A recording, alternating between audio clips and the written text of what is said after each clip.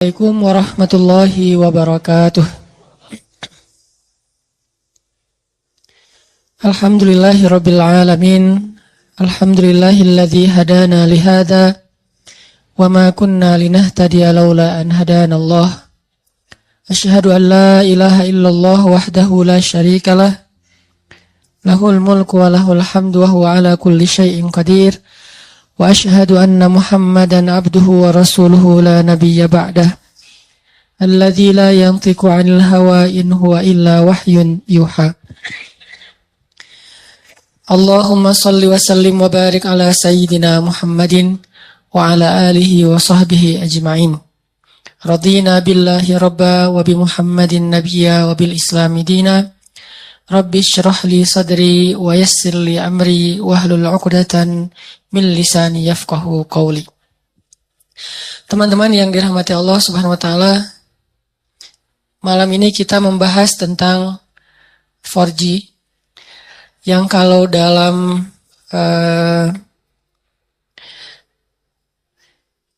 handphone kita atau smartphone kita itu salah satu akses agar kita lebih cepat dalam mendownload atau dalam menjalankan aplikasi di handphone kita. Apalagi kita yang sering buka YouTube atau punya beberapa aplikasi-aplikasi yang memang butuh daya akses internet yang tinggi, itu dijadikan sebagai analogi tentang gimana cara kita membangun hubungan dengan Allah Subhanahu wa taala supaya ketika kita berdoa tuh cepat diijabah oleh Allah. Supaya ketika kita ada masalah cepat dapat pertolongan dari Allah. Supaya ketika kita dalam kesulitan Allah segera menurunkan keajaiban dan jalan keluar. Dianalogikan dengan 4G. Dalam bahasa lain tuh bisa dibilang ini adalah wasilah. Gimana cara membangun wasilah antara kita kepada Allah Subhanahu wa taala sehingga aksesnya cepat. Sehingga loadingnya cepat. Makin berat masalah kita, bukan semakin lambat loadingnya, harusnya semakin cepat. Karena ketika masalah kita berat kan kita butuh pertolongan lebih segera ya. Nggak bisa ditunda. Nah, gimana cara membangun wasilah atau akses itu kepada Allah Subhanahu wa taala bahkan lebih daripada 4G. Sebelum itu, saya pengen nyampein beberapa contoh kisah orang yang punya 4G ke Allah, yang punya wasilah yang bagus kepada Allah Subhanahu wa taala sehingga ketika mereka butuh Allah, Allah segera menurunkan pertolongan dan keajaiban dalam hidup mereka. Salah satunya adalah cerita Ibrahim bin Adham. Kita tahu Ibrahim bin Adham ini salah satu tokoh tasawuf yang dikenal di antara para ulama bukan dengan keilmuannya, bukan dengan hafalan hadis-hadisnya, bukan dengan fikihnya, tapi dengan kedekatannya kepada Allah dan diijabahnya doa dia. Ini Ibrahim bin Adham. Secara status Ibrahim bin Adham ini emang orang miskin. Bahkan bisa dibilang fakir. Tapi secara realitas kalau kita baca kisah beliau nggak pernah kekurangan. Beliau nggak pernah kesulitan. Miskin hartanya, hampir dibilang nggak punya aset, nggak punya tabungan. Tapi pengen apa aja Allah kabulkan. Mirip dengan Uwais Al-Qarani di zaman tabi'in. Emang orang miskin dari desa Qaran Yaman. Tapi Uwais Al-Qarani ini selalu dimudahin sama Allah dalam setiap urusannya. Jadi kesimpulannya dari sini kita jadi tahu yang paling kita butuhin dalam hidup itu bukan berlimpah harta. Yang paling kita butuhin dalam hidup itu bukan banyaknya aset. Walaupun itu baik dan itu sesuatu yang perlu disyukuri, bukan dihindari. Dan kalau perlu kita perjuangkan. Tapi itu bukan yang paling kita butuhin dalam hidup. Bukan banyak teman. Walaupun banyak teman itu justru kebaikan. Dan seorang muslim itu emang harus bermuamalah, harus terbuka, harus banyak teman, banyak sahabat, banyak pengikut kalau perlu. Tapi bukan itu nomor satunya. Karena kalau kita punya banyak harta, tapi Allah Subhanahu wa taala tidak memberikan kita kebaikan di dalamnya, maka harta itu tidak memberi manfaat apa-apa buat kita. Malah banyak banget orang yang dengan harta yang bertambah, bertambah juga masalahnya. Bertambah harta, bertambah konflik keluarga. Bertambah harta, bertambah banyak musuhnya. Bertambah harta, bertambah banyak yang ilfil sama dia. Yang lebih parah lagi, bertambah harta, bertambah jauh dia dari Allah Subhanahu wa taala. Jadi ada dua kondisi nih. Ada orang yang minta harta karena dia salah paham, dia pikir kalau banyak harta itu hidupnya jadi mudah. Tapi biasanya kalau dia nggak hati-hati dengan bertambah harta, dia bertambah jauh dari Allah karena mulai lalai. Kalau tadi ketika hartanya sedikit, dia nggak bisa lalai. Kenapa? Nggak ada fasilitas, nggak ada modal. Mau lalai gimana? Mau jalan nggak punya modal, akhirnya di rumah aja.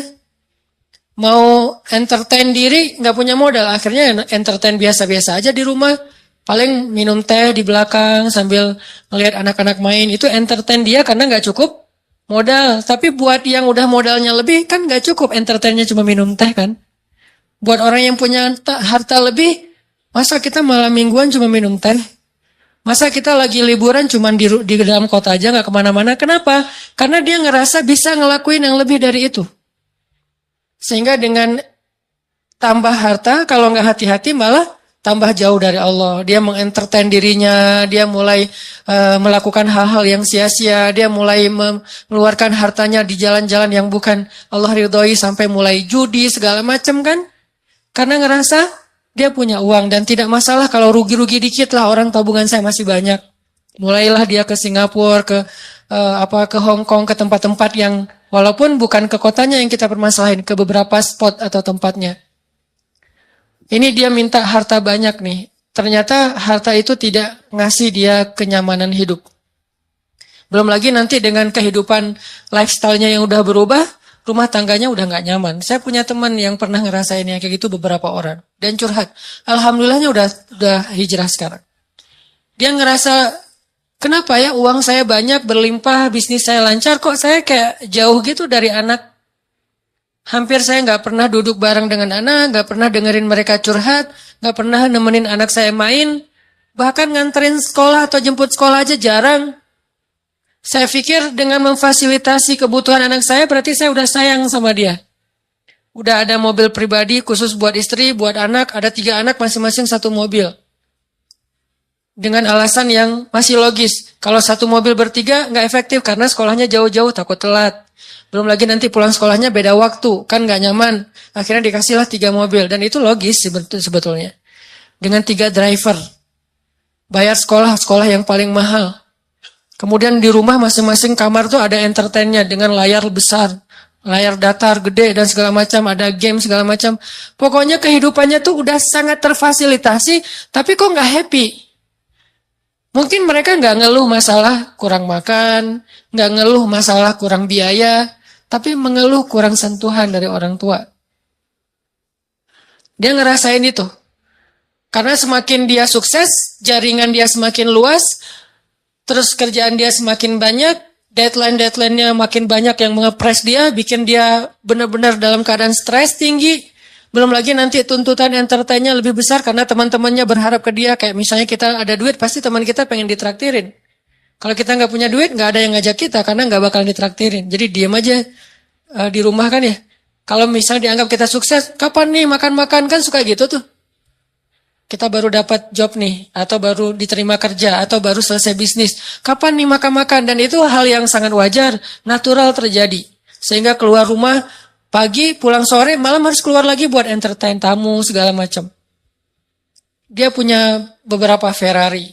Kadang-kadang balapan lagi, malam minggu balapan. Nggak bahagia. Sampai akhirnya dia banting setir, dia tinggalkan semua itu, bahkan dia suka main ke Alexis dulu tuh. Dia bilang satu malam tuh, bohong kalau orang bilang di sana biasa-biasa aja. Saya satu malam ngabisin di situ 150 juta, Ustadz. 150 juta satu malam. Ini kata dia ya, bukan kata saya. Dan saya mah pengen pengen berdakwah, ya curiga aja. Enggak lah, niatnya berdakwah pulang nauzubillah gitu. Dia 150 juta semalam menghabiskan di sana dan dia tahu beberapa orang tamu-tamunya yang dibawa ke sana tuh. Jadi wajar kalau uang ratusan juta juga nggak cukup buat entertain aja udah sekian. Belum lagi yang istrinya, yang tas Hermes-nya berapa sekali beli, sekali belanja. Belum lagi nanti biasanya kebutuhan mereka kan bertambah sesuai dengan kemampuan ya. Kayak misalnya tadinya kalau masih kemampuannya terbatas, naiknya motor bebek yang ngisi bensinnya paling Pertalite. Dan itu juga berapa sih sebulan gitu kan. Kalau udah yang cc-nya 4.000 mobil, belum lagi motornya, dari pajaknya aja udah beda. Dari servisnya aja udah beda. Pasti drivernya beda harga driver mobil Avanza sama driver yang udah pakai mobil-mobil mewah tertentu. Pasti beda harganya. Berarti bertambah kebutuhan bulanannya nih. Belum lagi mereka kalau mau tadi entertain itu udah beda seleranya. Kalau misalnya duit udah banyak, udah nggak mau lagi jalan-jalannya dalam negeri dong. Minimal Singapura. Lagian kadang-kadang udah sampai ada kesan, bosan ke Singapura. Ke Singapura bosan. Kemana tuh? Ke Jepang? Bosan. Kemana? Ke Hong Kong? Bosan juga. Jadi banyak kota, banyak negara udah bosan. Maunya entah ke kutub atau ke planet lain gitu. Saking banyaknya duit. Dan itu natural terjadi loh. Pasti kayak gitu. Gak usah jauh-jauh kita aja kadang ngerasain walaupun bukan masalah bab luar negeri ya. Kayak misalnya tadinya jajan di warung juga udah cukup. Ketika nambah uang harus di mall. Yang tadinya beli baju tuh cuman di pasar, Andir juga cukup. Sekarang harus ke PVJ, ke TSB. Kenapa beda? Karena kemampuannya udah bertambah. Jadi seleranya juga nambah. Rasa-rasanya pakai baju yang gak ada brand itu kayak malu gitu. Ketika kita udah punya kemampuan, lebih semuanya harus branded. Kehitung aja dari ujung kepala sampai ujung kakinya itu berapa juta. Satu ini aja udah, kadang sepatu di rumahnya itu sampai beberapa lusin. Ada yang udah sampai lupa, saya punya sepatu itu ya sampai kayak gitu. Artinya, ini kalau Allah kasih harta doang, bukan harta doang ya. Karena kalau harta masih ada kalimat berkah, baik. Jadi jangan menjudge orang kaya, bukan. Kalau cuman harta doang, ini kondisinya kayak gitu. Satu lagi kondisinya, gak dikasih harta. Tapi Allah kasih sayang Allah. Allah kasih perhatian Allah. Allah bikin dia jadi preferred hamba. Jadi VIP. Dia mungkin gak punya harta. Tapi ketika dia butuh, ada aja. Allah ngasih dia kebaikan sesuai dengan kebutuhan dia. Ya Allah, saya udah lama nih ngontrak pengen punya rumah sendiri. Tiba-tiba Allah mudahin rezekinya, bisa beli. Udah gitu normal lagi rezekinya. Ya Allah, kayaknya saya butuh kendaraan biar lebih nyaman dalam beraktivitas. Biar lebih nyaman saya ngelakuin kegiatan-kegiatan sosial. Biar lebih nyaman saya berdakwah kalau dia seorang dai. Allah kasih harta, beli mobil sesuai dengan kebutuhan dia. Akhirnya normal lagi. Jadi grafiknya itu sesuai kebutuhan. Bukan naik, dia nggak butuh. Dan itu bahaya. Dia grafik rezekinya naik, sementara nggak berbanding lurus dengan kebutuhan. Itu malah jadi bahaya. Akhirnya larinya kemana? Ke entertain. Kalau grafik rezekinya naik sesuai kebutuhan, itu akan istilahnya berkah, bermanfaat banget. Kayak misalnya tiba-tiba dia dikasih rezeki karena emang bentar lagi anaknya mau sakit. Sebelumnya Allah udah siapin. Tiba-tiba dapat beberapa usaha, proyek dan segala macam, dapat untung anaknya sakit. Jangan langsung suuzan sama Allah. Kayaknya nggak bisa nih saya dapat uang sedikit langsung dikasih ujian. Bukan. Allah kasih rezeki itu karena Allah udah tahu anak kita mau sakit. Disiapin dulu. Jangan dibalik. Giliran saya ada rezeki sakit, inilah itulah segala macam. Kayak nggak bisa aja saya pegang duit. Bukan, kebalik. Kalau Allah nggak takdirkan anaknya sakit, mungkin nggak ada rezeki sebelumnya. Jadi Allah siapin dia, biar dia nggak panik. Karena Allah tahu batas kuota iman dia itu Allah tahu. Ada orang yang imannya dikasih ujian dulu, baru dikasih pertolongan. Ada yang Allah imannya dikasih pertolongan dulu, baru dikasih ujian. Kan beda-beda nih. Nah kita nggak tahu, kadang kita ngerasain disiapin dulu sama Allah, baru dikasih ujian. Kadang-kadang juga dikasih ujian dulu, baru dikasih pertolongan. Kadang-kadang nggak dikasih ujian aja ngeluh. Nah ini lebih parah lagi nih. Nah Kadang kondisinya kayak tadi, kita disiapin dulu sama Allah, dimudahin dulu urusan-urusan kita, dilancarkan dulu rezeki kita, baru dikasih ujian. Kenapa kok tetap dikasih ujian? Karena Allah pengen ngelihat kita masih believe nggak sama Allah, masih keep the faith nggak, masih berdoa nggak kepada Allah, walaupun rezeki kita udah cukup nih untuk ngatasin masalah kita. Akhirnya kita pakai rezeki itu. Dan Allah pengen nguji juga, kira-kira kita berat nggak nih dengan ujian itu ketika Allah sudah memberi kita rezeki. Dapat uang misalnya, baru kemarin ada project gitu dapat 100 juta. Udah gitu terjadi musibah, anak sakit, habis setengahnya 50 juta. Kita ngeluh.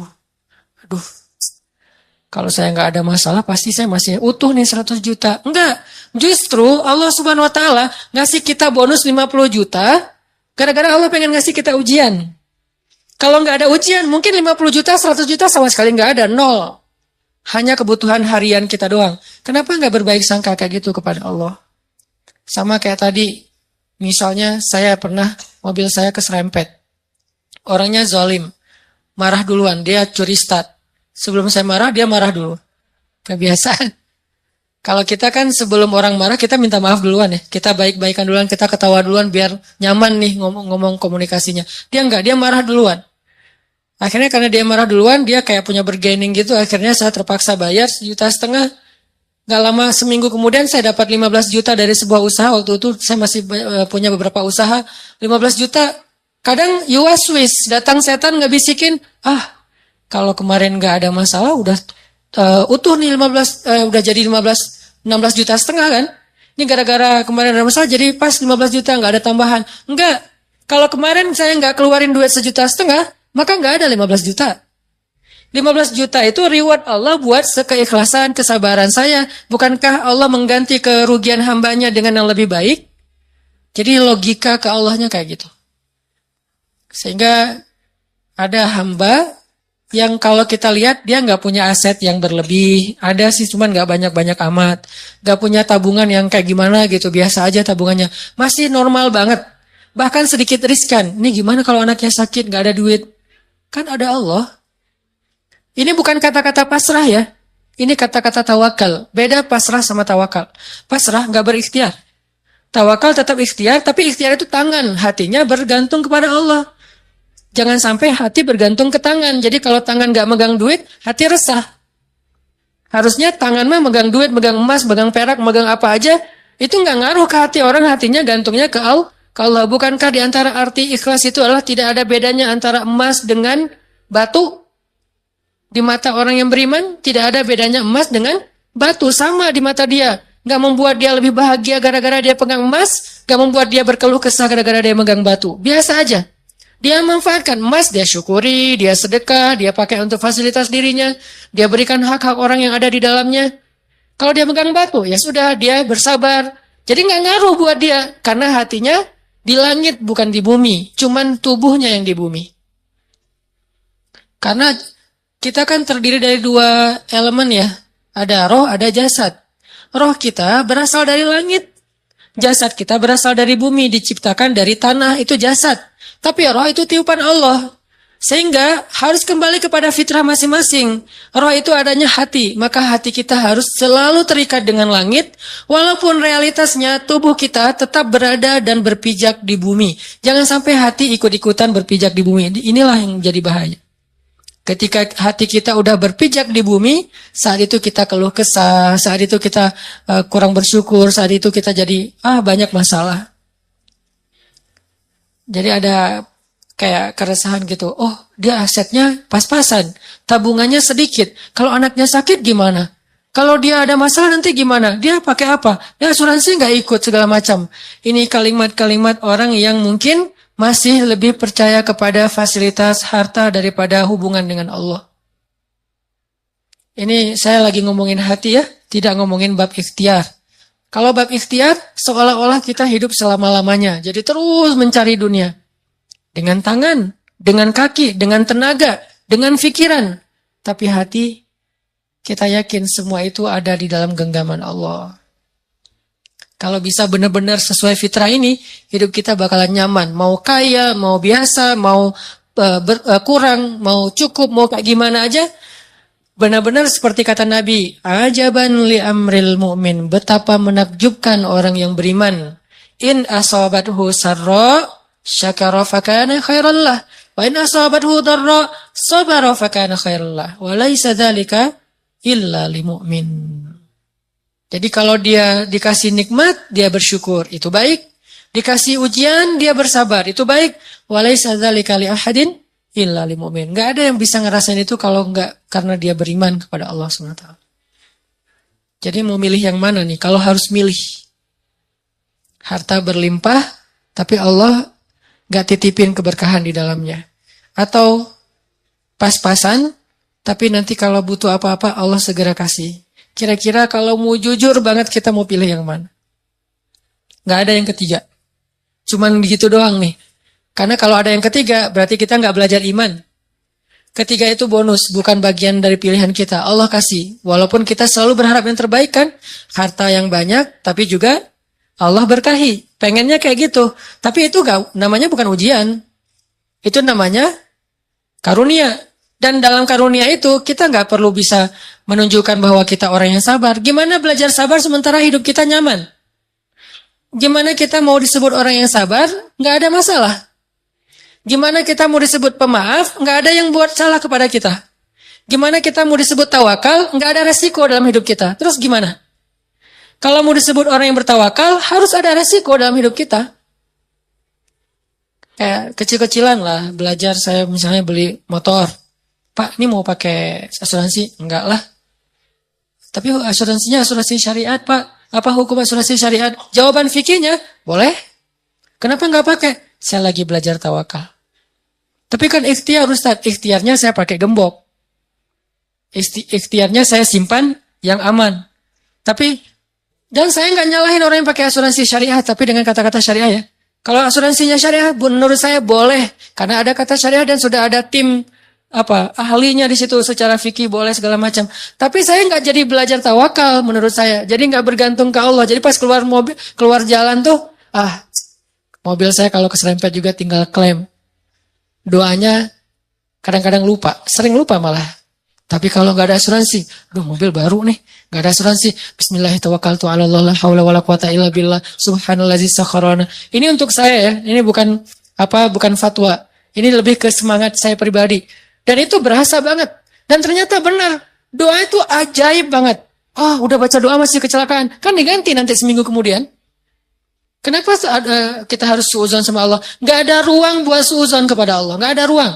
Kalau kita mukmin, nggak ada sia-sia kita baca doa. Udah baca doa masih kecelakaan. Nggak. Tetap aja ada alasan-alasan hikmah yang bikin kita tetap ridho dengan ketentuan Allah. Dan tetap melanjutkan kebaikan itu. Nggak jadi pundung. Saya nggak mau doa lagi ya. Ternyata nggak ngaruh. Mending saya pakai asuransi aja. Nggak.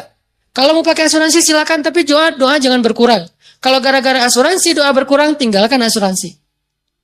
Tapi kalau dengan asuransi doa tidak berkurang, lanjutkan. Cuman kalau saya pribadi sampai saat ini belum dapat hidayah. Belum. Rumah, kendaraan, sekolah, kesehatan. Ya, nanti kalau saya butuh, ya Allah, saya lagi butuh nih, Allah kasih. Dan itu sering banget dibuktikan oleh Allah SWT. Sehingga saya kayak sering senyum ke langit. Masya Allah ya benar ya, Allah tuh kalau prasangka kita baik itu, Allah juga baik ke kita. Jadi kayak tenang aja, butuh apa ya sekarang? Ya udah ya Allah, pengen kayak gini, Allah kasih. Dan ajaib banget caranya. Kenapa? Karena kita juga pengen caper-caperan ke Allah, cara-cara iman yang ajaib. Begitu kita tunjukin, kita display, kita ngeposting iman-iman kita yang ajaib, lewat kata-kata yang captionnya yang keren-keren, hasbunallah wa ni'mal wakil, la haula wala quwata illa billah. Apalagi nanti postingan-postingannya, activity kita emang benar-benar ajaib, ngambil resiko di jalan Allah. Wah, Allah bukan cuma nge-like, nge-repost ke teman-teman, ke makhluk-makhluknya gitu. Lihat nih hambaku. Sehingga Allah nolongin kita sambil ngepamerin kepada makhluknya biar mereka tahu betapa Allah itu Maha Pengasih lagi Maha Penyayang. Ini cara bangun akses ke Allah biar 4G. Bukan berarti saya udah 4G, ini lebih ke kayak sharing pengalaman kecil saya yang teman-teman pasti punya yang lebih dari itu dan saling watawasobil, hak di sini watawasobisob. Saling sharing biar kita makin yakin dan makin sabar. Jadi ternyata 4G kita itu dalam hidup bukan fasilitas hidup. 4G kita itu bukan kekuatan fisik, 4G kita itu bukan networking, 4G kita itu adalah hati. Jadi kalau ibarat hidup kita itu adalah perangkat smartphone, maka 4G-nya adalah iman hati. Makin kuat iman berarti makin 4G. Makin lemah iman berarti tidak 4G. Makin lemah lagi bahkan sinyalnya putus-putus. Dan di sini kita bisa tahu, makin kuat iman kita, makin mudah kita berkomunikasi dengan Allah SWT. Kadang-kadang nggak pakai kata-kata, cuman sinyal dari hati doang sampai ke langit, langsung Allah turunkan solusi. Kenapa? Karena 4G iman. Jadi 4G dalam bahasa kita di sini adalah 4G iman, akses iman kita, hati kita kepada Allah SWT. Selanjutnya sekarang kita pause sebentar dengan azan Isya, tapi nanti sholatnya kita takhirkan biar leluasa buat teman-teman yang ada di luar masjid. Silakan.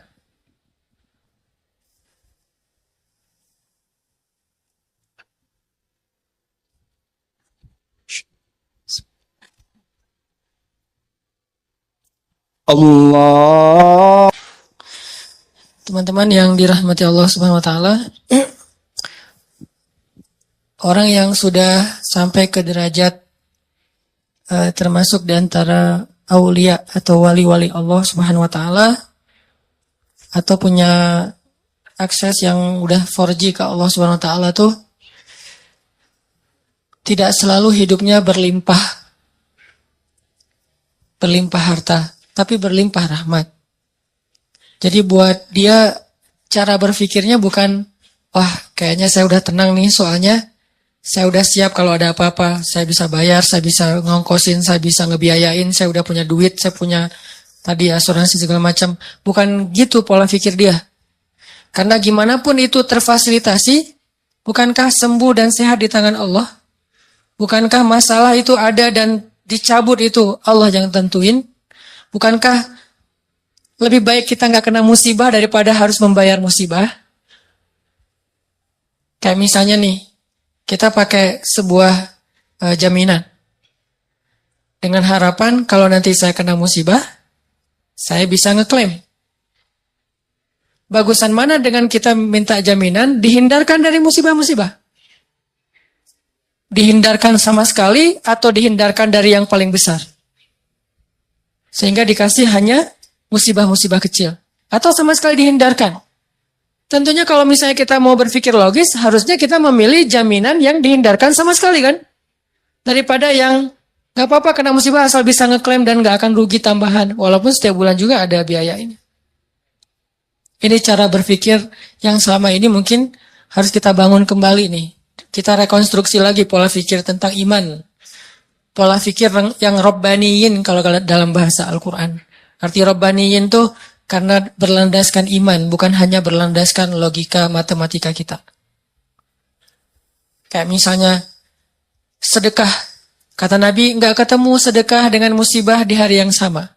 Berarti kan dihindarkan kan? Terus sholat subuh. Siapa yang sholat subuh berjamaah, berarti dia berada di dalam fahuwa fi zimmatillah, berada dalam jaminan Allah. Berarti kan dijamin sama Allah nih. Kalau gitu nggak perlu pakai lagi ini. Boleh, nggak apa-apa pakai jaminan-jaminan dari manusia, lembaga-lembaga kayak gitu, kayak asuransi syariah. Boleh, nggak apa-apa. Cuman jangan sampai hati kita terlibat di situ. Itu kan ikhtiar ya. Bagian dari ikhtiar, walaupun tidak harus, tapi bagian dari ikhtiar, silakan aja. Cuman jangan terlibat hati. Bagian ikhtiar kan bagian fisik, bagian jasad, bagian tubuh. Tangan dan kaki, bukan hati. Hati kita tuh harus jaminannya ke Allah. Nggak boleh kita merasa tenang hanya gara-gara ada kartu asuransi, nggak boleh merasa tenang. Baru tenang, ada kartu asuransi, tapi tadi subuh salat subuh. Tenang tuh. Baru tenang dengan asuransi, tadi juga udah sedekah pagi-pagi. Baru tenang. Nah kalau iman kayak gini udah ada di hati kita, nih insya Allah nih udah 4G nih. Tapi kalau tenang gara-gara asuransi, subuh juga nggak masalah, sedekah juga nggak masalah, belum lagi yang lain-lainnya nih, silaturahim, membantu orang lain. Oh berarti kita nggak 4G sebetulnya, bahaya tuh hidup kayak gitu tuh. Kalau ternyata, tapi saya udah mempraktekkan ini sekian tahun Ustaz dan nggak ada masalah, istidraj. Sanastadrijuhum min haitsu la ya'lamun. La ya'lamun, justru mereka nggak ngira, justru mereka nggak nyangka. Kalau udah nyangka namanya bukan istidraj. Ini nih pola pikir yang kita bangun teman-teman. Makanya kan Rasulullah SAW itu orang yang sangat wasilah dengan Allahnya tuh udah deket banget ya. Sampai membatin aja Allah dengar langsung Allah kabulkan. Pernah dulu orang-orang Mekah gara-gara menentang Nabi, terus gara-gara menentang mereka jadi menantang Nabi gini. Kalau emang kamu benar-benar Nabi Allah, coba kamu buktikan dengan cara kamu datangkan azab-azab kepada kami seperti yang pernah terjadi kepada Firaun, Namrud, Samud. Coba kamu datangin. Nabi nggak mau berdoa. Wah, berarti dia nggak benar nih. Dia bohong tuh buktinya nggak berani berdoa karena dia takut nggak akan dikabulkan. Apa jawaban Nabi? Kalau saya sampai berdoa seperti itu, binasalah kalian. Karena doa Nabi kan nggak ditolak sama Allah. Kalau mereka minta bukti-bukti yang nggak merugikan mereka, Nabi akan lakuin. Contoh, coba kamu belah tuh bulan, kan nggak ngerugiin mereka ya, nggak membahayakan orang-orang kafir walaupun bulan terbelah. Nabi kalau saya berhasil dengan izin Allah membelah bulan, apakah kalian beriman? Ya, kami akan beriman. Janji, deal. Ya Allah, tunjukkan kekuasaanmu. Bulan terbelah, benar-benar terbelah. Apa kata-kata mereka? Muhammad telah menyihir mata-mata kita. Gak beriman juga. Wah, benar-benar kamu tuh benar-benar penyihir yang luar biasa. Banyak penyihir yang menunjukkan hal-hal yang gak logis, tapi ini di atas mereka. Kamu tuh benar-benar lebih dahsyat dari para penyihir. Jadi penyihir nomor 1 lah. Kata Nabi, kalau kalian masih tetap tidak percaya, coba kita tunggu orang lain yang tidak terlibat di sini, yaitu para musafir. Yang datang dari luar kota, nanti kita tanya besok pagi kalau mereka datang, apakah semalam kalian melihat bulan terbelah? Ya sudah, kalau mereka bilang terbelah, berarti benar bahwa bulan itu terbelah, dan kami beriman. Ya udah kita buktiin, tunggu besok. Pagi-pagi datang musafir, tanya langsung ngumpul tuh di depan Ka'bah. Apakah semalam kalian melihat kejanggalan di langit? Ya, apa? Bulan terbelah. Benar ya Muhammad, bukan hanya bisa menyihir mata kita, mata orang lain yang gak hadir juga disihir. Gak beriman. Sampai Allah mengatakan, kalaupun engkau datangkan 1000 ayat-ayat Allah, bukti-bukti kebesaran Allah, mereka tetap tidak beriman. Jadi kalau Nabi dimintain ngedoain hal-hal yang buruk untuk mereka, Nabi nggak mau mengedoakan. Kenapa? Nabi kasihan sama mereka. Karena Nabi itu doanya nggak ditolak sama Allah. Bayangin kalau Nabi bilang, ya Allah, bikin Abu Jahal stroke. Stroke itu waktu itu juga. Tiba-tiba Abu Jahal. Kan ada ayatnya di surat Al-Alaq, ayat-ayat terakhir kan.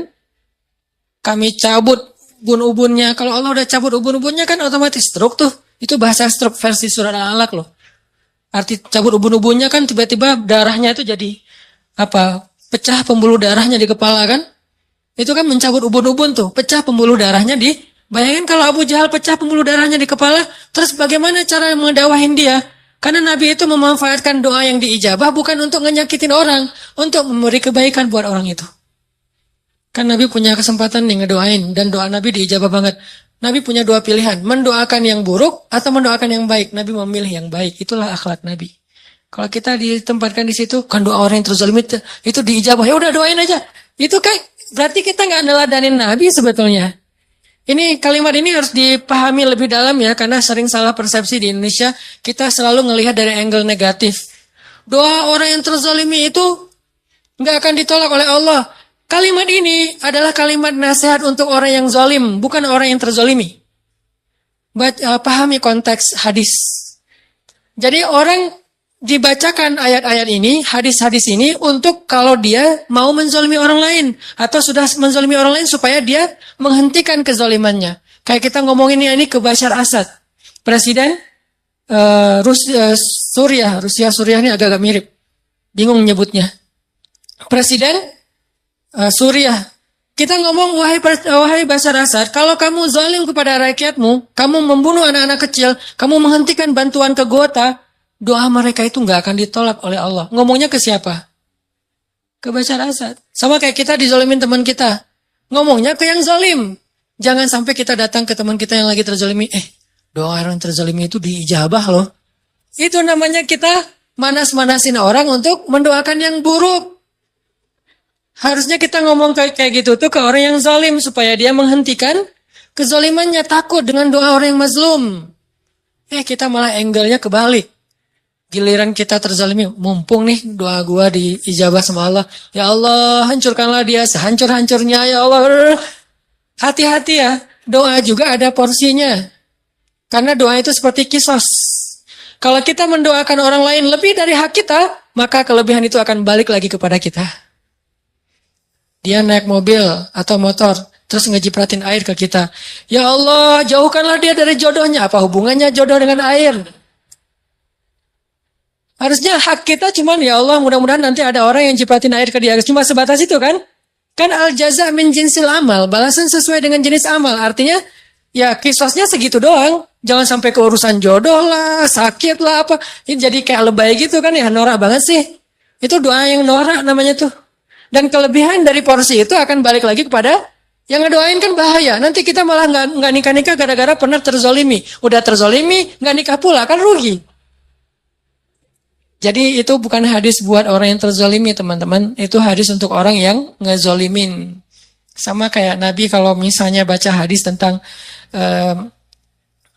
istausu bin nisa'i khairan, perlakukanlah perempuan itu secara baik. Itu bukan hadis untuk cewek, itu hadis buat cowok. Jadi yang ngucapin hadis itu harus melihat dulu siapa di depannya. Kalau di depannya seorang ibu, seorang istri, dia ngomong kayak gitu, berarti dia sedang merecokin rumah tangga orang. Karena si istri ini nanti akan nuntut suaminya seperti di dalam hadis. Itu hadis diucapin kepada suami, jangan didengar oleh istri. Kenapa? Nanti dia akan memikirkan haknya, bukan mikirin kewajiban. Tapi kalau hadis tentang seandainya saya boleh menyuruh manusia sujud kepada manusia, saya suruh istri sujud kepada suami. Yang ngomongin itu adalah istri.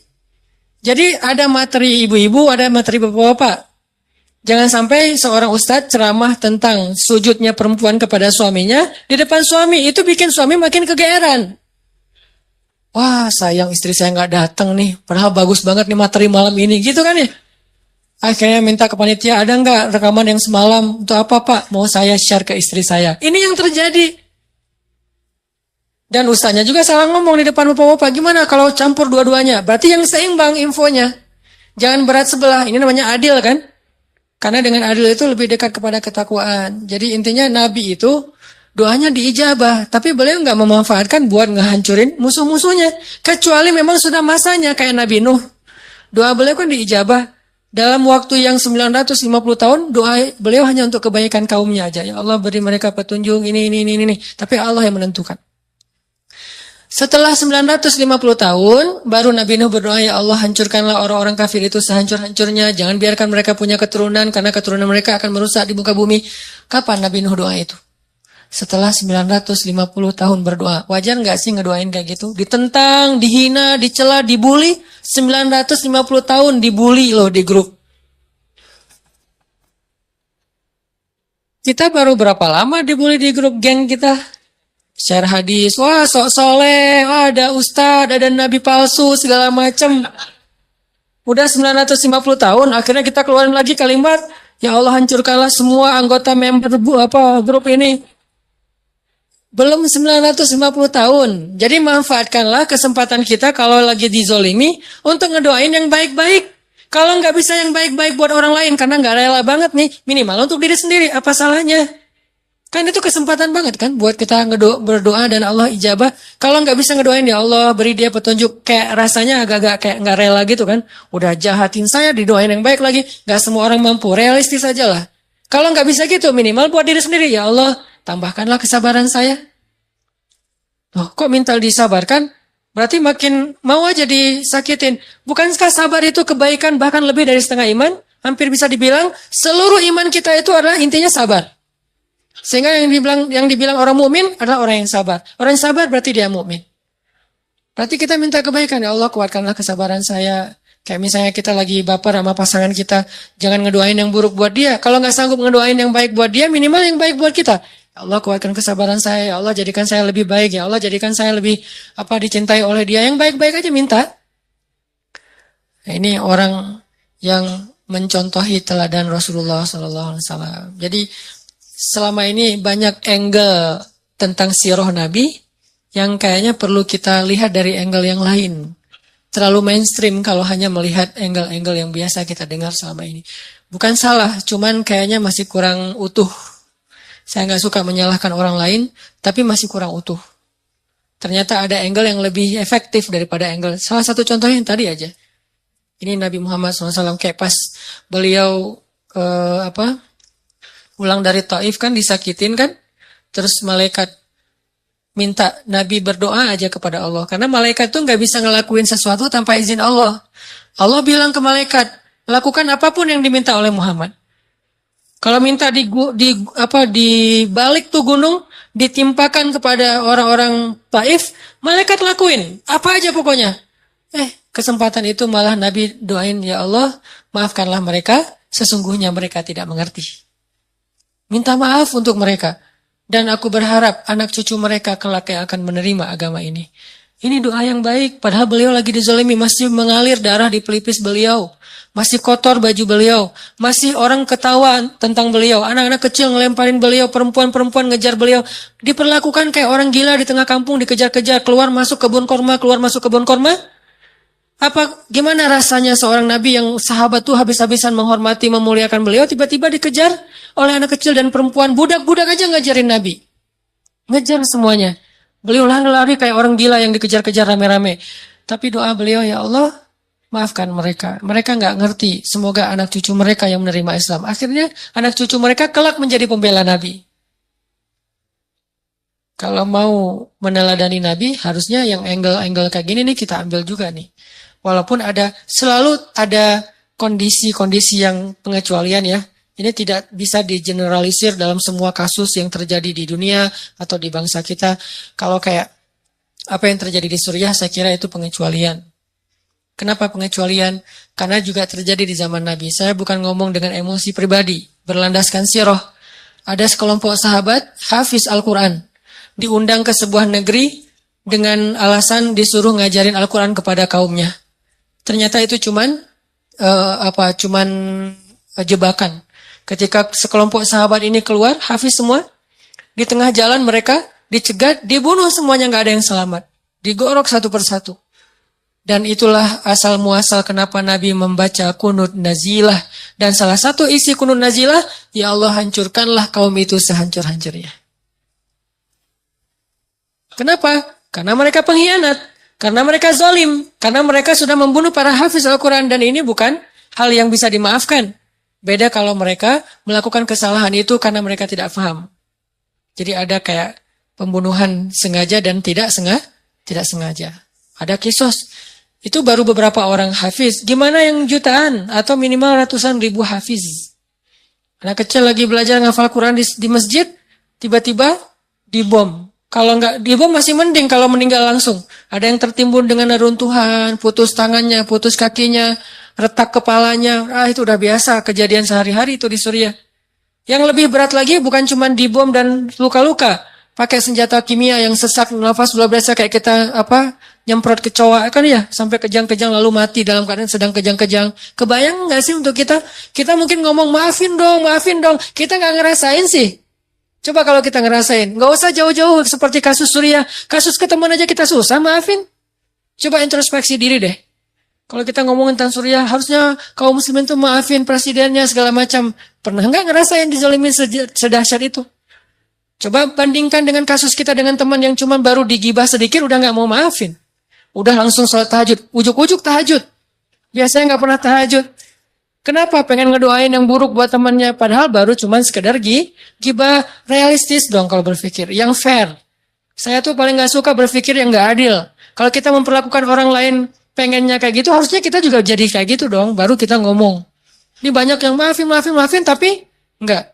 Kasus kecil aja, nggak usah, saya mungkin salah ngomong, bukan kasus kecil, kasus yang lain, ya, bukan kasus kecil. Kasus yang lain, misalnya masalah anjing dijadikan sebagai makanan buaya. Demo kan? Saya respect dengan demonya. Tapi pertanyaan saya, di mana ketika Suriah? Demo enggak? Apakah mereka juga protes? Nggak usah demo, mungkin protes lewat sosmed. Sama seperti apa? Kalau kita mau porsinya sama, mungkin masih sama dengan anjing nih. Kalau porsinya sama, harusnya lebih kan? Dan baru berapa ekor anjing yang digituin? Mungkin di Solo ada orang bikin kayak warung yang makanannya anjing, terus kayak beberapa kasus yang kucing yang digantung tuh gara-gara makan ikan di rumahnya terus digantung, dipukul-pukulin, protes semuanya. Benar, harus protes. Karena hewan itu tidak berdosa, kenapa digituin? Nabi aja mengatakan masuk neraka gara-gara membiarkan kucing mati kelaparan kan? Tapi kan bukan hanya hadis kucing, di dalam hadis-hadis Nabi ada 300.000 hadis. Kalau kucing aja masuk neraka gimana manusia coba? Kan itu analogi sederhananya. Kalau kucing aja dosanya besar banget, anjing aja ngasih minum bisa masuk surga, gimana ngasih minum orang yang terzolimi di Gota, di Aleppo, di Suriah, Palestina, Rohingya? Gimana rasanya? Gimana pahalanya coba? Jadi ini baru fair. Saya nggak memprotes sama sekali tentang demo anjing, demo kucing segala macam. Itu keren. Tapi jangan gitu-gitu doang. Harus yang fair. Kalau ini aja demo, yang itu lebih dong. Kalau ini aja pakai hashtag, yang itu juga harusnya hashtagnya sampai di scroll hashtag semua tuh isinya. Aleppo hashtag, Gota hashtag, Al-Quds hashtag, Gaza hashtag, Rohingya hashtag, Somalia hashtag, Yaman hashtag, Irak hashtag. Termasuk juga nanti ada Paris, New York, di mana-mana. Kita samalah memperlakukan manusia. Ini bukan masalah agama, ini masalah kemanusiaan. Fair. Tapi yang terjadi kayaknya kurang fair. Nggak tahu ada masalah apa di dalam hati kita. Fi qulubihim marad. Semoga Allah menyembuhkan penyakit hati kita. Kenapa kalau udah mengatakan asyhadu an la ilaha illallah wa asyhadu anna muhammadar rasulullah perlakuannya jadi beda? Padahal kita nggak pernah nyinggung agama. Tapi kenapa gara-gara mentang-mentang muslim jadi beda perlakuannya? Terus siapa yang mempertimbangkan urusan agama di sini sebetulnya? Kita selalu bilang kemanusiaan. Mereka nggak mau membantu hanya gara-gara asyhadu an la ilaha illallah. Terus yang ngomongin agama siapa? Kita atau mereka? Dan kita mah nggak membedakan. Yang ngomongin asyhadu an la ilaha illallah kita bantu, yang nggak ngomongin asyhadu an la ilaha illallah asal terzolimi kita juga ikut simpatik dan membantu semampu kita. Kalau nggak membantu pun minimal kita menyatakan sikap kasihan dengan ikut prihatin dengan kondisi di Amerika beberapa saat yang lalu atau bahkan di Israel ketika ada badai. Ini fair, Islam itu fair banget, adil. Karena salah satu ciri khas dari Islam itu adil. Balik lagi ke tema kita, teman-teman, intinya adalah akses kita ke Allah itu adanya di hati. Ibrahim Adham tadi, lagi musafir sama muridnya, terus nggak makan seharian, lapar. Mungkin udah 2 hari nggak makan, lapar banget pokoknya.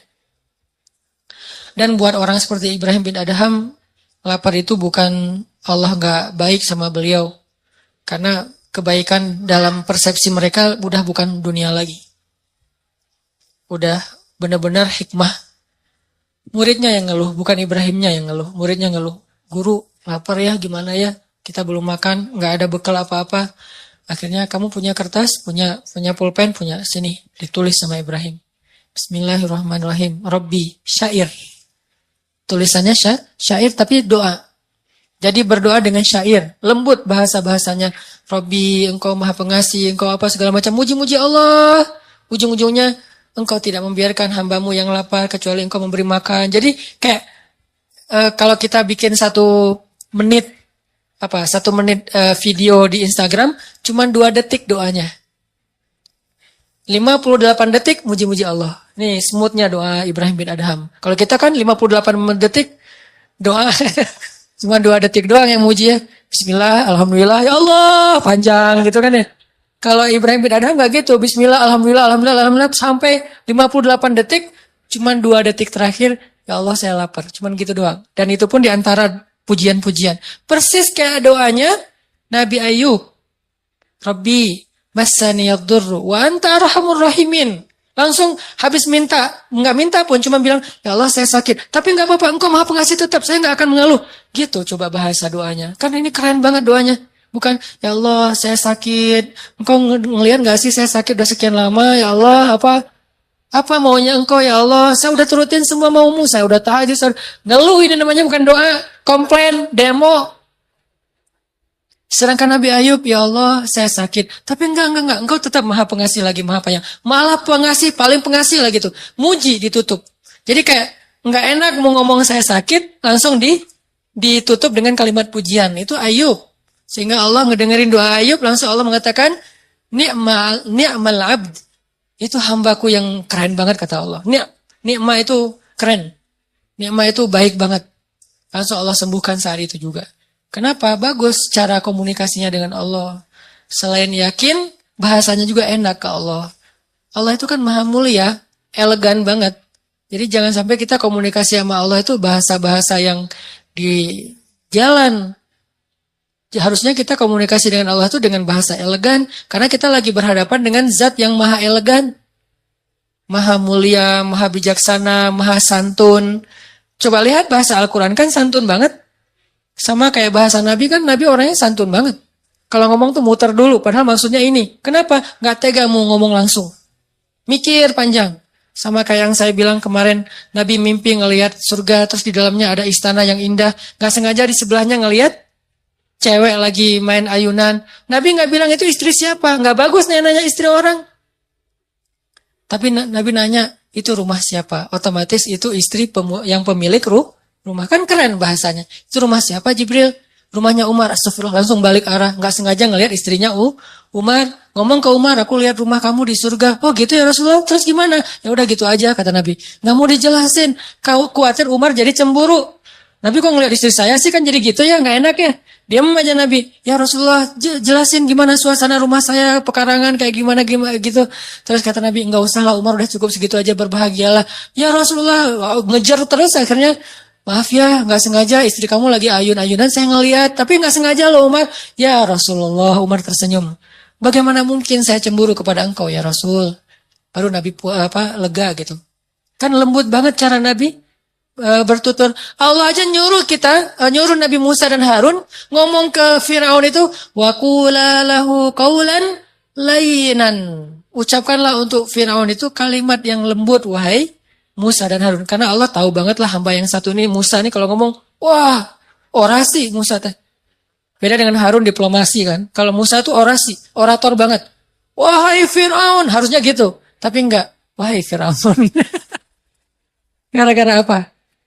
Baca deh secara emosi ayat di Surah Toha dan Al-Qasas. Makanya saya suka tafsir fi Zilalil Quran, nanti teman-teman bisa cari di toko buku. Tafsirnya Syekh Said Qutub yang ditulis dalam penjara tuh.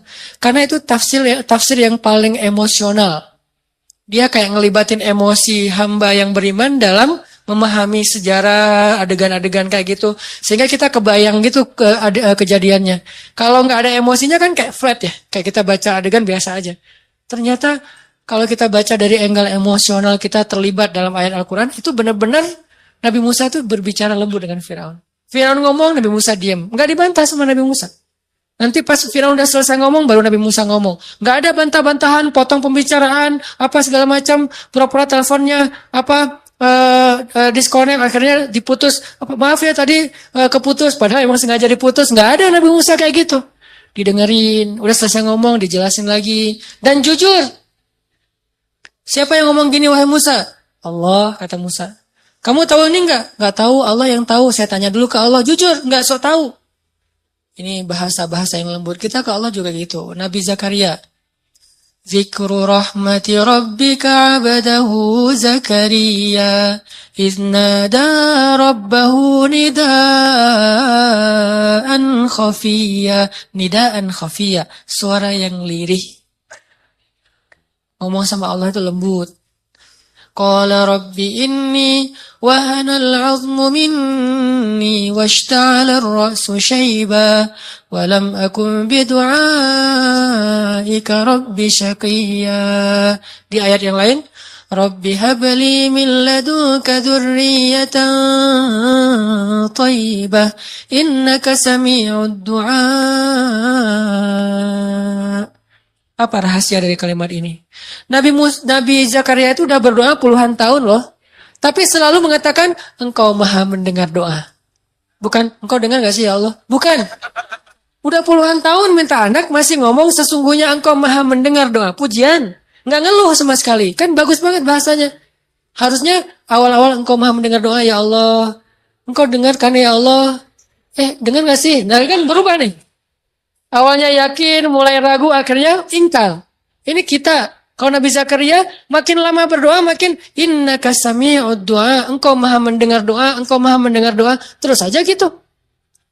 Belum dikabulkan sehari, sebulan, setahun. Innaka sami'ud du'a. 2 tahun, innaka sami'ud du'a 10 tahun. Sampai puluhan tahun masih kalimatnya innaka sami'ud du'a, engkau maha mendengar doa. Apa kurang yakin Nabi Zakaria? Makanya Allah tuh sayang banget akhirnya dikasih. Langsung sekali dikasih anak terbaik. Bisa dibilang kata sebagian ulama satu-satunya orang yang nanti di hari akhirat ketika dibangkitkan gak punya dosa. Yahya alaihissalam. Malam ini kita akan melanjutkan. Makanya kalimatnya wassalamun alaih yauma wulida wa yauma yamutu wa yauma yub'atsu hayya. Salam, selamat dia ketika dia dilahirkan, selamat ketika dia diwafatkan, dan ketika dia dibangkitkan udah selamat. Bangkit udah selamat. Jadi kalau di antara sahabat ada yang dijamin masuk surga, itu kualitasnya kayak gitulah kurang lebih Nabi Yahya di antara para anbiya. Pastinya semua itu adalah keutamaan yang dimiliki oleh Rasulullah SAW. Cuman kalau di nabi-nabi yang lain di-share beda-beda. Kalau Nabi Muhammad semua keutamaan para anbiya ada pada diri beliau.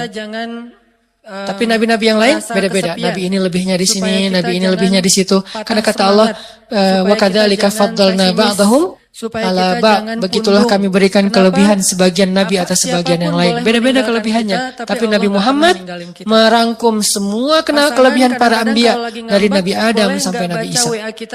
Semua mukjizat ada pada beliau, cuman gak semua dikeluarin. Kalau mau, beliau tuh kayak avatar gitu kan. Semua elemen dikumpulin kan. Itu Muhammad banget tuh. Yang lain kan dibagi-bagi, ada yang api, ada yang tanah, ada yang air. Ini semuanya dapat.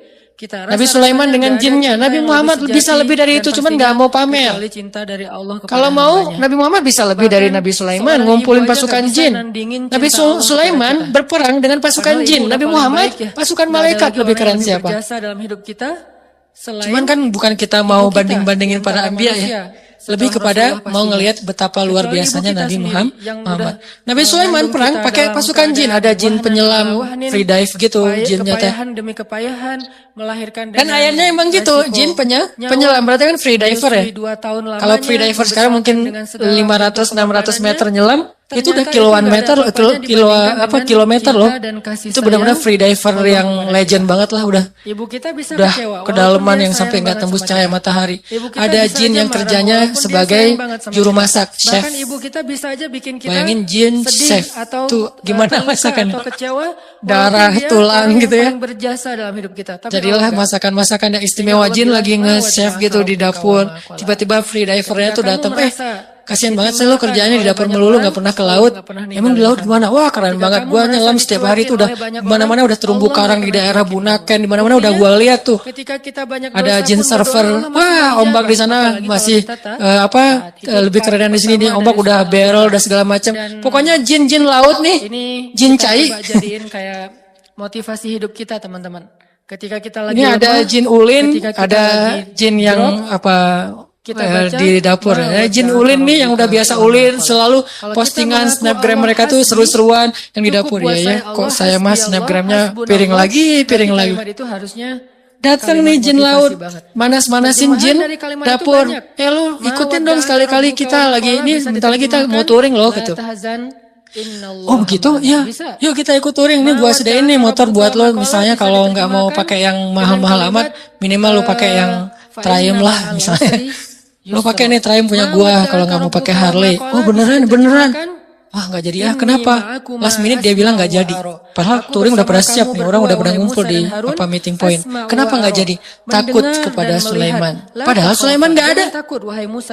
Bukan cuma nggak ada, sudah tiada. Pergilah kamu. Bukan cuma nggak ada, sudah tiada. Artinya mereka nggak tahu kalau Sulaiman sudah wafat. Cuman wafatnya keren sambil duduk. Kalau kita, bukan kita. Kalau orang yang nggak beriman mungkin wafatnya jungkir balik ya. Ini duduk aja tenang sambil zikir wafat. Baru jatuh gara-gara tongkat beliau pegang itu dimakan rayap. Dan kira-kira berapa lama buat rayap butuh waktu untuk merusak tongkat.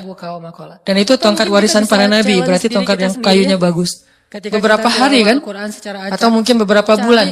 Artinya sekian lama itulah jin nggak tahu kalau Sulaiman udah wafat. Terus gimana jin mengatakan tahu hal yang gaib? Sulaiman di sebelah mereka aja nggak tahu kalau wafat. Kemungkinannya adalah bohong saja. Nggak mungkin jin tahu. Kalau dia tahu yang gaib, dia pasti tahu Sulaiman sudah wafat. Rabbmu tidak pernah meninggalkan Muhammad pasukannya sama kamu. Ayatnya kalau Nabi Sulaiman lalu lalang jin keluar masuk ke istana beliau, Muhammad malaikat keluar masuk mungkin kalau Allah nggak kalau malaikat biasa sama kita tuh misalnya mirratin malaikat yang paling di bawah, paling karismatik, malaikat paling diseganin di langit. Kalau dia lewat, semua malaikat pada diam. Sehingga siapa yang berpikir syariat itu kayak beban, Kalau Jibril udah lewat, diam semuanya. Kenapa?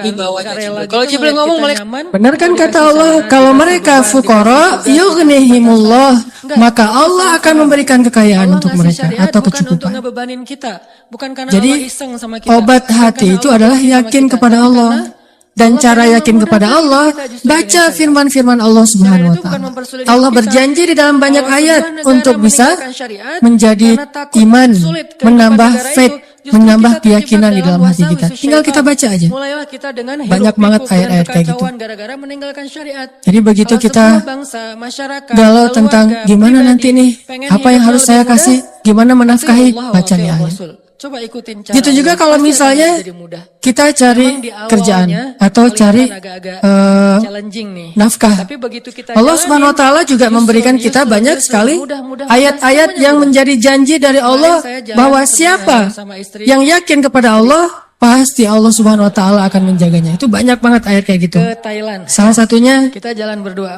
ke Thailand. Pengen teman-teman bisa baca minimal banget nih, minimal banget teman-teman Thailand, bisa baca kemudian ada acara di di Malaysia, surat terus mampir Hud dulu ke Thailand. ayat 6. Sampai di Thailand. Coba kita baca ke surat Pattaya Hud, dulu nih. surat Saya 11 senang ayat 6. Ini dengan juga laut. ayat Saya cari yang lautnya untuk masih ngecas aman. iman Kalau kita. Phuket mungkin gitulah ya. Apa kata Cari Allah yang di ayat pantai 6 surat private Hud? beach, jadi nggak ngelihat yang gitu-gitu. Bismillahirrahmanirrahim. Nah, pergilah ke Wa Pattaya, ma gitu ya, min dabbatin fil ardi illa 'ala Allahi rizquha sangat hati-hati wa mencari ya'lamu hal mustaqarraha sampai wa rempong, mustawda'aha pas mau kullun room service minta makanan fi yang sama, kitabim karena nggak boleh makan di luar. Kita sampai bawel banget bilang ke mubin. restorannya itu pakainya oilnya Gak oil ada apa? satupun hewan yang melata di muka bumi illa 'alallahi rizquha, kecuali Terus Allah itu yang wajannya menjamin diganti rezeki ya, bagi dicuci mereka. dulu ya Pak. Terus Tapi kenapa yang kita apa, masak, khawatir? ininya, Kenapa tepungnya kita udah dipakai galau? yang Kan Allah yang bumbunya. menjamin, Ya bisa kita bikin dan yang jaminan baru. Allah Mereka itu sebel sebaik-baik banget gitu kan, jaminan. karena banyak banget permintaan. dijamin oleh perusahaan asuransi atau finance, itu aja kita udah yakin gimana dijamin oleh Allah Subhanahu wa nasi taala. goreng seafood.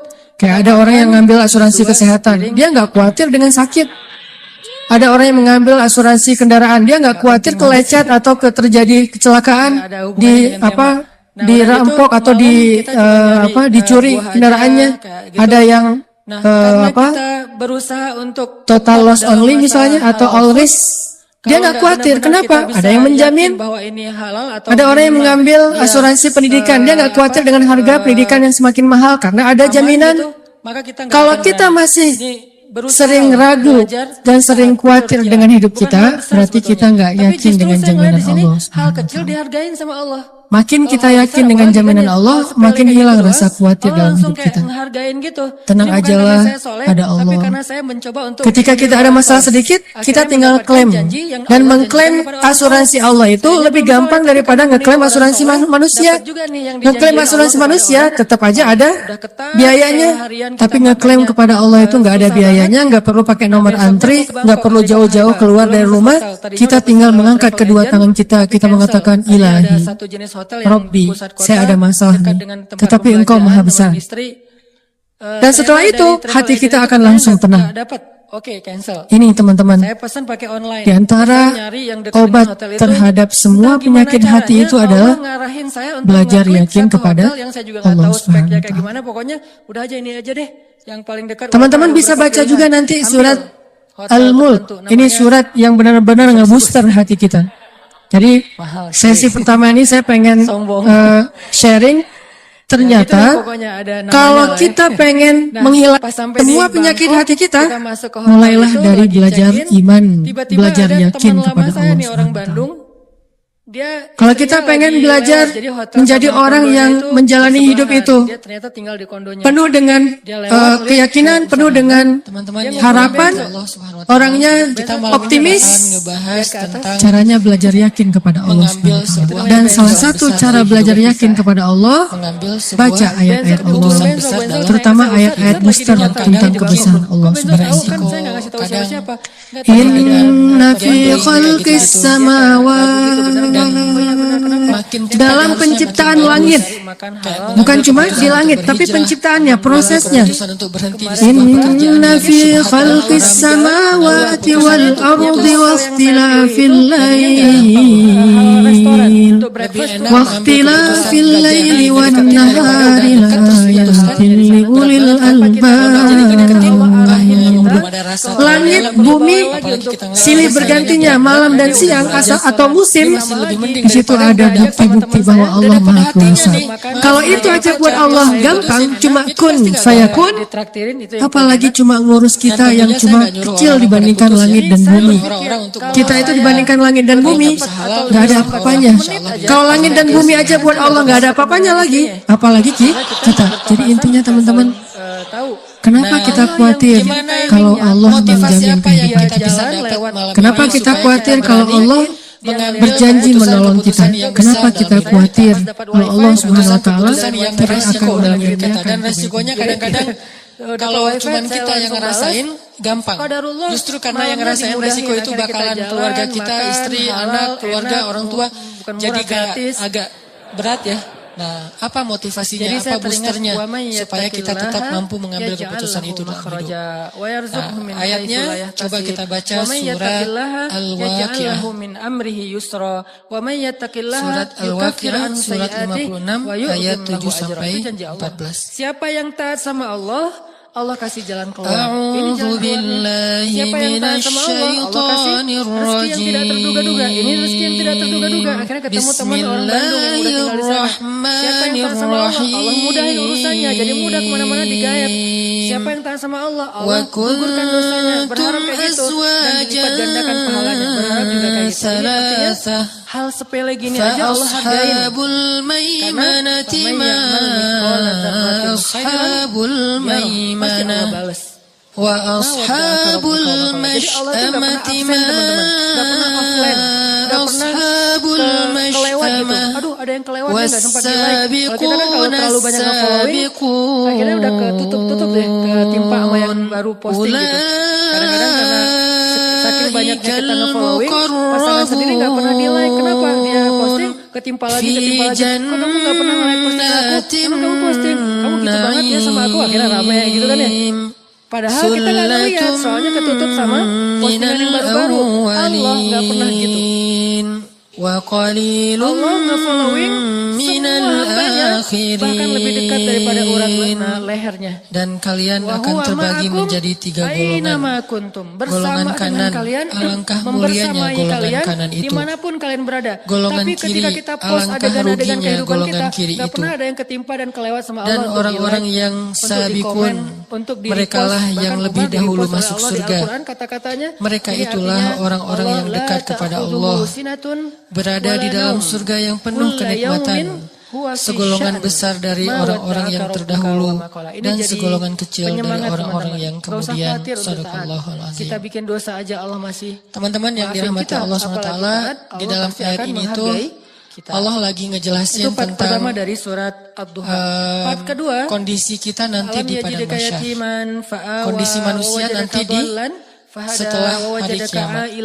Jadi ada hari kiamat, hari kalimat yang luar berbangkit, biasa itu hari menjelaskan padang mahsyar arti dari dengan ma hisabnya, wata'aka rabbuka wa ma melintasi sirat, apa bukti surga bahwa neraka. Allah nggak pernah ninggalin Nabi Di Muhammad? padang mahsyar itu, Kata Allah, Allah membagi manusia secara umum menjadi 3 kamu lahir dalam golongan. keadaan yatim. Lalu Allah Kita nggak akan bahas golongan kalau Allah ninggalin keduanya, kamu, yaitu nggak golongan mungkin kamu kiri. bisa Kita bahas tumbuh golongan kanan dengan baik. dan golongan Kalau Allah depan. benci sama kamu, maka Apa dibiarkan aja bedanya kamu terlunta-lunta dalam keadaan Golongan yatim. kanan dengan golongan Wa depan. wajadaka dhallan As-sabiqun. fahada. Bukankah kamu dulu pernah tersesat Golongan di kanan jalan? itu adalah Mau ke orang-orang suatu yang negeri, istiqomah tapi kamu melakukan salah ngambil jalan di kebaikan, padang pasir, melakukan akhirnya ibadah-ibadah nggak sunnah, tahu arah yang ke banyak tujuan. pahala-pahala Kalau Allah dari benci sama kamu, nggak zikir-zikirnya, akan dikasih orang yang membantu petunjuk orang ke lain. negeri yang Ini kamu golongan tuju. kanan. Nggak akan diarahin kamu untuk Identik sampai kepada dengan melakukan kebaikan. destinasi yang kamu Kalau tuju. sabikun, Bukti Allah identik dengan berkorban. wadda'aka rabbuka wa ma qala. Kalau melakukan Alam kebaikan yajidka kayak yatiman melakukan hal-hal yang dia fa'awa, mampu, wajadaka melakukan dhallan hal-hal fahada, yang dia wa wajadaka ailan bisa fa'agna. melakukan hal-hal yang dia punya kelebihan, Nanti itu kalau kanan. kemarin saya Kayak orang melakukan ibadah sholat dalam keadaan wajar, dalam keadaan normal, orang melakukan tahajud, orang melakukan apa? Ini orang-orang yang melakukan kebaikan itu ashabul yamin. Kalau sabikun, orang-orang yang melakukan sesuatu yang beresiko. Ayat-ayat tentang Orang-orang yang melakukan sesuatu itu yang penuh dengan gambling. Orang-orang yang melakukan sesuatu itu dengan berat, tapi dia melakukan dan menyegerakan kebaikan-kebaikan itu. Bisa dikatakan sabikun di sini ada dua kalimat, dua kata ya, diulang. Wasabikun, sabikun. Apa maksudnya? Kata ulama tafsir, wasabikun yang pertama itu dunia, wasabikun yang kedua itu akhirat. Artinya siapa yang di dunia menyegerakan satu kebaikan besar, maka nanti di akhirat Allah juga segerakan untuk dia kebaikan besar berupa surga. Yatimnya Yusuf. Wasabiquna fid dunya fahumus sabiquna fil akhirah, itu tafsirnya. Siapa yang di dunia berlomba-lomba kepada kebaikan, siapa yang di dunia berani mengambil sebuah keputusan besar karena Allah dan disegerakan, maka fahumus sabiquna fil akhirah. Allah juga enggak akan ragu-ragu untuk ngasih dia sebuah hadiah besar nanti di akhirat dan menjadi yang paling duluan. Insyaallah nanti kita lanjutkan Salah lagi. satunya adalah orang yang fastabiqul khairat, orang yang wasari'u ila maghfirah, orang yang infiru khifafan wa thiqalan, supaya kita bisa orang yang segera dalam berjihad, orang yang segera dalam bertaubat, orang yang segera dalam berhijrah, orang yang segera dalam berdakwah, orang yang segera dalam memaafkan, orang yang segera dalam menginfakkan hartanya walaupun dalam keadaan sulit. Pokoknya yang melakukan sesuatu yang tidak normal. Kebaikan, dua-duanya kebaikan. Yamin dan sabikun, dua-duanya kebaikan. Tapi ini di atas kenormalan, kewajaran. Dia melakukan dengan penuh resiko. Ini sabikun. Itu adalah masuk kalimat ketika kita mengambil keputusan besar dalam hidup kita. Salah satu yang paling besar itu adalah dulu ketika kamu meninggalkan pekerjaan yang kita udah nyaman, berpenghasilan besar, tapi ternyata pada akhirnya kita tahu itu tidak berkah. Ketika kamu hampir celaka, siapa yang nggak berkah pasti nggak halal atau siapa yang menolong kita pada akhirnya tahu ternyata pekerjaan kita ini nggak berkah. Bisa syubhat, ragu-ragu, bisa jelas haram, nggak boleh. Cuman udah terlanjur enak dengan pekerjaan itu, kita udah lama di situ, penghasilan kita udah banyak, kan nggak gampang mengambil keputusan kayak gitu. Ada yang pengalamannya tapi sampai ekstrim, second life misalnya. Dengan membawa nama Allah, saya melakukan ini karena Allah. Ada yang pengalamannya masalah hutang, karena Engkau ya Allah saya mengambil keputusan ini dengan penuh resiko, tapi nggak jadi gara-gara diputusin. Ada yang macam-macam kan pengalaman orang maya. Nah itu kalimat alam yajidka yatiman. Dulu di zaman para sahabat sulah banyak. Mendapati kamu sekarang dalam status nggak ada apa-apa sebetulnya. Kita tuh awalnya nggak punya apa-apa, bukan siapa-siapa. Nggak mudah kan meninggalkan pekerjaan yang dengan itu kita udah beli mobil, kita udah beli rumah, kita udah beli aset, kita udah punya tabungan sekian ratus juta, kita udah ngerencanain jalan-jalan ke luar negeri setiap akhir tahun, pas ulang tahun, pas ulang tahun pernikahan, pas apa dan segala macam. Ternyata sekarang harus kita tinggalkan dan semua kebiasaan kita itu kayaknya bakalan berubah. Bentuk-bentuk fa'awanya yang udah bertahun-tahun, setahun 2 kali jalan-jalan keluarga. Kalau dan kita nginep di hotel-hotel bintang 4, bintang 5, dan ada beberapa negeri lagi yang kita pengen kunjungin, tiba-tiba sekarang kita tahu ternyata pekerjaan kita nggak halal dan harus kita tinggalkan. Yang itu artinya beresiko kita nggak bakalan jalan-jalan tahun ini. Nanti beresiko bahwa kita bakalan harus lepas beberapa aset kita yang belum lunas supaya bersih. Yang beresiko mungkin kita nggak akan dapat nafkah yang seperti ngasih nafkah yang seperti sebelumnya. Beresiko mungkin istri kita bakal ngambek. Masih mending kalau cuma ngambek. Kalau lebih dari itu kan lebih berat nih. Belum lagi nanti diomongin oleh mertua, orang tua segala macam. Resiko. Ini keputusan besar. Ketika kita berani mengambil ini, berarti kita termasuk wasabiqun. Insyaallah fahumus sabiqun. Nanti di akhirat juga Allah akan memprioritaskan mereka. Kenapa? Karena mereka di dunia memprioritaskan Allah. Siapa yang memprioritaskan Allah di dunia, Allah prioritaskan nanti dia di akhirat. Itu kaidah sederhana, bisa mengilhamkan kepada Ibu Musa, sama aja intinya. Ibu Musa, hanyutkanlah bayimu di sungai Nil kalau pengen selamat. Fazillah yahfazka. Pengen selamat, ana inda jangan dhanni kamu abdi simpan di bi. rumah, jangan kamu rawat sendiri, jangan kamu bawa lari ke hutan. Teman-teman yang Hanyutkan ke dirahmati sungai Allah, Nil.